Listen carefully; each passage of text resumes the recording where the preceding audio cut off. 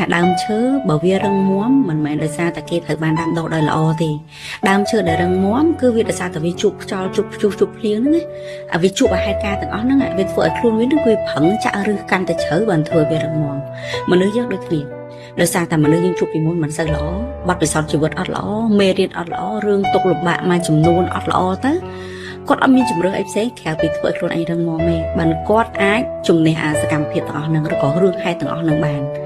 អញ្ចឹងវាចាប់ដើមពីកត្តាខាងក្នុងនឹងឯងសំខាន់ជាងគេបំផុតបានថាវាដូចជាបដូលវាជារឹសចាអញ្ចឹងបុគ្គលម្នាក់ដើម្បីឲ្យខ្លួនឯងខ្លាយទៅជារឹងមាំមានផ្នត់គំនិតនៅខាងក្នុងថា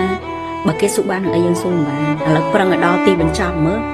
ចុងក្រោយវាមិនអញ្ចឹងឲ្យវាដាក់ពេលយើងដាក់ទាំងអស់យើងថាឥឡូវធ្វើមិនដល់ឲ្យបានឆ្លងកាត់ឲ្យផុតមើលបើថារឿងនឹងជួបឲ្យវាជួបទៅថាអានឹងចាប់ដល់ពីការគិតទាំងអស់